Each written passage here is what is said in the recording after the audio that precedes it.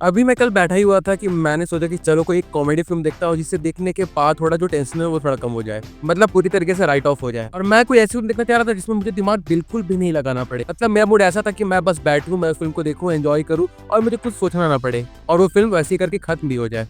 और इसी बीच जब मैं सोच रहा था कि मुझे कौन सी फिल्म देखनी चाहिए कि अचानक मेरे दिमाग में आया साल 2013 में आई वरुण धवन की फिल्म मैं तेरा हीरो के बारे में। और फिर क्या, मैंने उस फिल्म को देखना स्टार्ट किया। और मैं सच में बता रहा हूँ कि आज के टाइम पे भले कई लोग बोल सकते हैं कि ये जो फिल्में हैं ना, जैसे मैं तेरा हीरो, हम्प्टी शर्मा की दुल्हनिया, इन सारी फिल्मों में वरुण धवन ने बहुत बुरी ओवर एक्टिंग की है।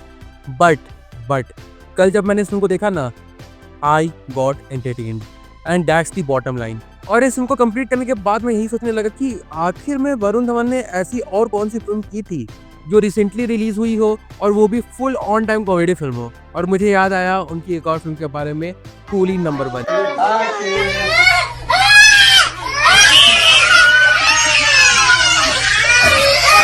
जो मैंने उसी टाइम देखी थी जब ये फिल्म रिलीज हुई थी।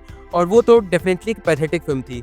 और उसके बाद से उन्होंने अपना ट्रैक बिल्कुल ही चेंज कर लिया। कभी वो जुग जुग जियो जैसी फिल्में करने लगे, तो कभी वो भेड़िया जैसी फिल्में करने लगे, कभी बेबी जॉन, कभी बवाल। और अभी आगे आने वाली उनकी कई सारी फिल्में भी कॉमेडी से दूर दूर तक रिश्ता नहीं रखने वाली है, एक दो को छोड़ के। जैसे एक डेविड धवन की फिल्म आने वाली है, उसे हटाकर। और इसी बीच मुझे यह ख्याल आया ना कि वरुण धवन ने सही में काफी टाइम से ऐसी कोई फिल्में नहीं की है ना जिस तरह की फिल्मों ने उन्हें एक टाइम पे पहचान दिलाई थी। क्योंकि हाँ, मैं भी मानता हूँ कि उनकी जो बढ़िया फिल्में हैं जैसे बदलापुर, सुई धागा, अक्टूबर,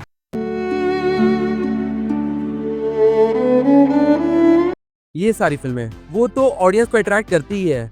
लेकिन फिल्में जैसे मैं तेरा हीरो, हम्प्टी शर्मा की दुल्हनिया, बद्रीनाथ की दुल्हनिया, इन सारी फिल्मों को करने के बाद ना वरुण धवन अपने पीक पे पहुंच गए थे। मतलब मैं सच बता रहा हूँ कि उस टाइम पे जब वरुण धवन इस तरह की फिल्म किया करते थे ना, उस वक्त उनके आसपास कोई भी यंग एक्टर नहीं था, कोई भी यंग एक्टर नहीं था। नॉट इवन आदित्य रॉय कपूर, सिद्धार्थ मल्होत्रा, अर्जुन कपूर, कोई भी एक्टर नहीं। And he was ruling that era. और ये वही टाइम हुआ करता था ना जहाँ पर अगर वरुण धवन की कोई फिल्म आ रही है ना, तो उस फिल्म का सक्सेस होना 100% श्योर है।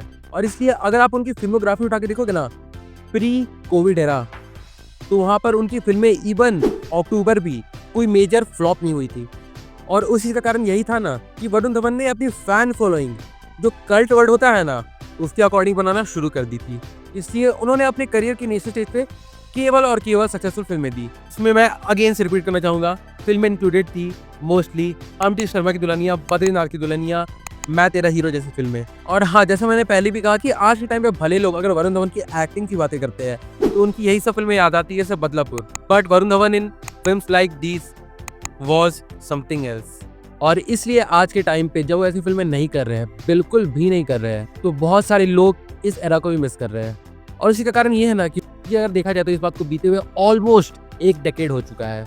और हाँ, भले सोशल मीडिया पे बहुत सारे लोग इस बात पर डिबेट अभी भी करते होंगे कि वरुण धवन ने बहुत सारी ऐसी फिल्में की है जिसमें उन्होंने बहुत ही ज्यादा बुरी ओवर एक्टिंग की है। बट इतना कुछ बोलने के बावजूद भी इस बात से बिल्कुल भी डिनाई नहीं किया जा सकता कि these were the films which made him popular. क्योंकि आज के टाइम पे जो ट्रेंड चल रहा है ना ब्रेन रॉट मूवीज का, अगर उन मूवीज को कंसिडर किया जाए ना तो उसमें मैं तेरा हीरो जैसी फिल्म ना टॉप पे आएगी।